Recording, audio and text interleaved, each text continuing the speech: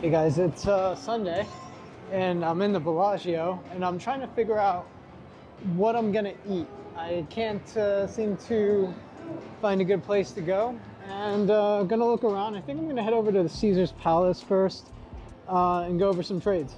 So this walk is taking longer than I had originally thought. Walking through the shops here at the Bellagio on my way to Caesar's. I thought I'd just quickly go over one of the trades. Monday, the market looks pretty strong. Pre-market around 9:15, you kind of saw that the stock market was about to move up and the tape was looking pretty strong at the time. So rather than buying the S&P futures, which is one of my more standard trades, I decided to trade the same names that I talk about in my Sunday video. Essentially, to be specific, Amwell, Space, SPCE, Palantir, and DraftKings were the four names that I was just essentially waving in and out of. It was a pretty good day for me. I made like $2 grand.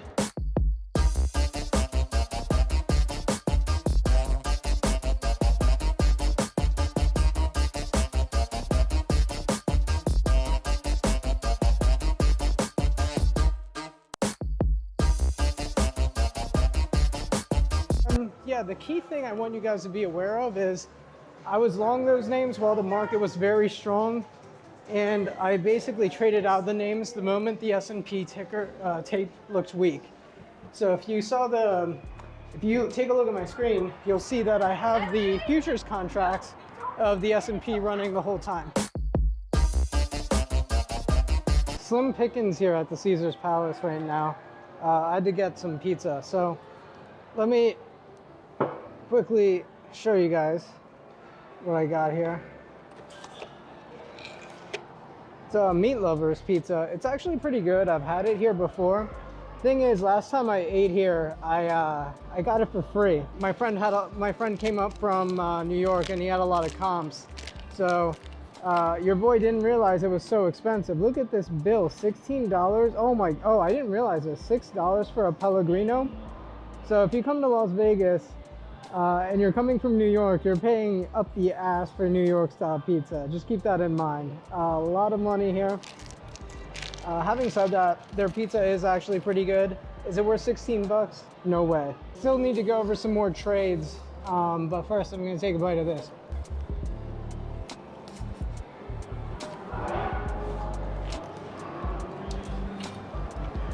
It's good. I mean, I can't complain. I just wish more places around here were open. The traffic in Las Vegas has dropped a little bit, but for the most part, a lot of the places are still open. Okay, so my biggest recommendation, their pizza is good, but bring your own water. $6 for Pellegrino. Unfrugal Tiger, because this is definitely not frugal. You know, honestly, Frugal Tiger would probably just cook a DiGiorno, bring it here, and pretend he was eating from De Parmo Pizza, which is the name of the place I got the pizza from. Let's go into Tuesday's trades. Actually, not Tuesday. It looks like the date was Wednesday. I traded Palantir. And the two other names that I mentioned on my Sunday video, Taiwan Semiconductor, I actually bought, and I was down pretty big on Tuesday. Having said that though, my sizing was pretty high. It was $300, 300 shares, which caused a loss of about $800. But I decided to hold on to the shares. I don't recommend everyone hold shares overnight, especially if you're trying to day trade, because you don't know which way the tape is going to go the following day. But a 2% sell-off on Taiwan Semiconductors was very small. If you look at the chart, it's still in a very strong uptrend.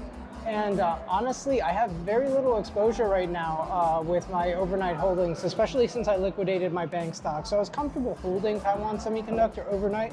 But keep in mind, it kind of breaks a lot of day trading rules.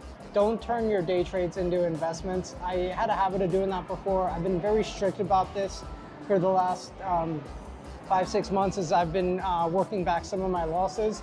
And beyond that, what else was I going to say? I just don't have a lot of exposures to stocks overnight right now anyway, after liquidating banks. Okay, outside of that, a brand new name, Plug. I traded Plug for a little bit over $300 profit. Plug is a very choppy name to day trade. It's had a straight uptrend though, up until Friday, where it seems like it's finally broken its uptrend. But Plug was a great trade for me. But once again, I don't know if it's the best name to day trade. Next time the market looks strong, I might pick up shares of Plug for more of a swingy kind of trade rather than a day trade. So yeah, that's kind of the main reason behind that. And yeah, but Plug was a very difficult ticker in essence to follow. And that's the other thing I kind of want to mention. What's the difference between the day trading and like investing and even swing trading? And I think the most important thing with day trading is do you have good ability to pattern recognition? A lot of these stocks follow similar patterns, and if you have good pattern recognition abilities, day trading is for you. You can watch the chart, you see that the chart is having this type of action. Usually that could mean it's a good buy. It's a buy 70% of the time or 80% of the time. You might lose money 20% of the time. So a good sense of pattern recognition is very important, and I feel like Plug, I don't have that ability with Plug. It trades a little funky for good pattern recognition skills. Anyway, on the 14th, I ended up selling the rest of my Taiwan Semiconductor. I made $84 a share. I left a lot of money on the table had I just held the stock, but I was okay with it. You know, it wasn't the best trade. I should have just let the market play out a little bit longer. I did actually trade it before a huge downtrend, but that downtrend got bought up and I wasn't paying attention to it and I missed a big move. So if you guys don't mind, I'm gonna actually eat my pizza now.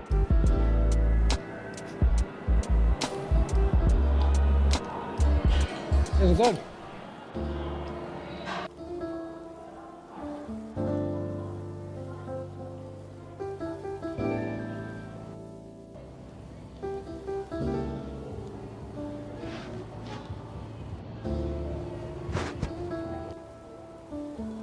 Hey guys, so I'm at the top here at Caesar's Palace. I hope the music isn't too loud, but wanted to go over my Friday trades really fast with you guys. Most of my trades were on the shorter side of the spectrum, but I shorted Peloton, 100 shares, made about 160 bucks. And then I also shorted the S&P several times throughout the day using futures contracts, of course. My normal sizing for shorting with futures is about 3 to 4, but if you guys know, for the most part, anytime we've tried to short this market over the last 5 to 6 months, it's been a total disaster. So I just start with one contract nowadays, and if it goes profitably, I'll add slowly. Sometimes I'll add with mini or micro futures. So yeah, not the greatest of situations at this present time, but I finished Friday up about $900 in total through multiple different attempts trying to short the market, both futures, SPY, Peloton, and a few other things. That's essentially all I have right now. I'm gonna go play poker now at the Bellagio and prep for this upcoming week. We're off on Monday, Martin Luther King. I'll see you guys next week. Thank you. Hey. Vlogger? Kinda, yeah. Yeah. What's your channel? Frugal Tiger. Frugal Tiger? Yeah. You got a lot of followers? No, but not really. Thanks. I appreciate it. I just want